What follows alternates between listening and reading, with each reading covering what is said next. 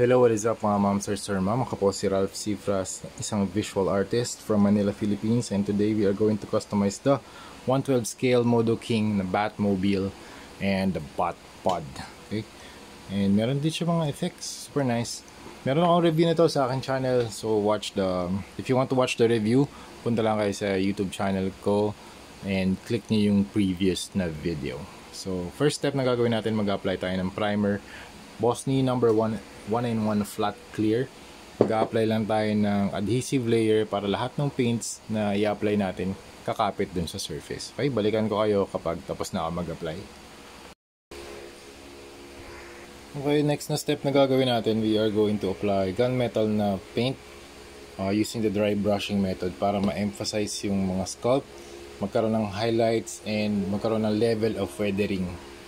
Okay, so i-drag lang natin yung paint across the surface. So meron ng load yung brush ko. Ito, makeup brush to na super wide, round brush na malaki para malagyan natin ng paint yung canopy or yung surface. Pwede rin dabbing motion, okay, or pwede rin slide or drag from left to right, up, down, pwede rin circular. Okay, depende sa inyo kung ano yung damage type na gusto nyo. Okay,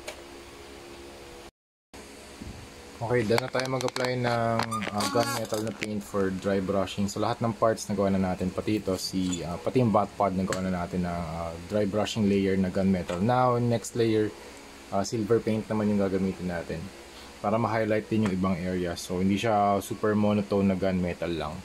Okay, we are using a smaller brush, tapos drag lang natin yung paint dun sa mga edges.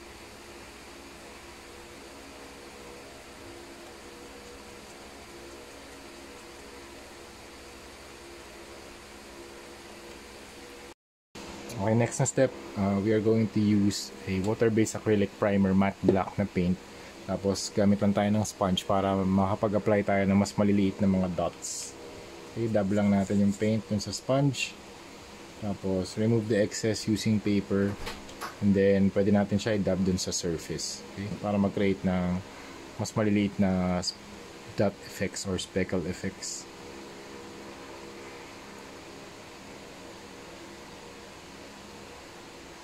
And yung last na step na gagawin natin, mag-apply tayo ng number 1-in-1 flat clear para maprotektahan yung paint job na ginawa natin.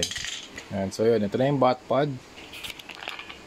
So, nag-apply na rin tayo ng mga extra layer of weathering, so dry brushing, tsaka yung sponging technique yung ginawa natin. Tapos nag-add na rin tayo ng mga dust effects dito sa wheels. So primer gray yung ginamit dito. Ganun din, sponging technique lang din. And pati dito sa booster effect, nag-apply din tayo ng white na paint and lemon yellow para naman doon sa dry brushing effect ng flames. Tapos ito na yung Batmobile. Pakita ko lang din sa inyo yung interior ng Batmobile. Teka. Okay, so naglagay tayo ng mga extra paint para dun sa HUD. Teka, baba ko lang to kasi medyo mabigat eh. So ito yung heads-up display niya. Meron siyang mga extra green na paints, white, tsaka blue and red. Para yan yung indicators ng mga radar niya, ng mga meters. Tapos dito din sa sa kanyang steering wheel, meron din siyang monitor. Actually nilagay ko na lang dito parang crosshair type of display.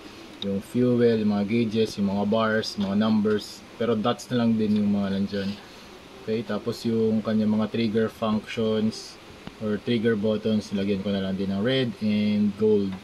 Tapos ito rin yung mga buttons, ginawa ko na rin siyang mga gold na buttons para lang may color separation. So yun mga ma'am sir, tapos na tayo sa ating Batmobile and Batpod na project. So ito na siya.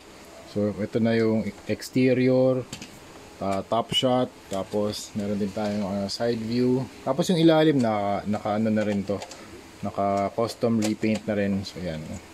Weathered na rin siya. Tapos meron tayong mga gumamit din tayo ng gold for extra layer of dry brushing para magkaroon ng konting highlights. Pati dito sa mga maliliit na antena. Yan, be very careful dito kasi medyo madali mabali itong mga parts na to eh. Yung mga tawag dito, mga parang blades. Ayan, mga blades para sa kanyang brake assist. Ayan. So kung i-store natin to, ibababa na lang muna natin tong mga blades kasi pag nakataas baka masira. Okay? Nga pala, meron na rin tong mga glued na parts para mas secure yung parts niya. Dito nakaglue na yan, dito nakaglue. Tapos sa butt pad din nakaglue tong part na to. Okay? Para hindi siya gumalaw-galaw, mas stable yung build ng Batmobile. Sa mga LED naman na functions, pwede nyo pa rin lagyan ng LED itong part na to. This one, ito, tsaka ito, and then ito, nasa ilalim. Okay? So nasa manual naman yun. If you want to try the LED function, pwede. So yun mga ma'am sir, that's it. Thank you very much for watching and see you sa next video. Bye bye.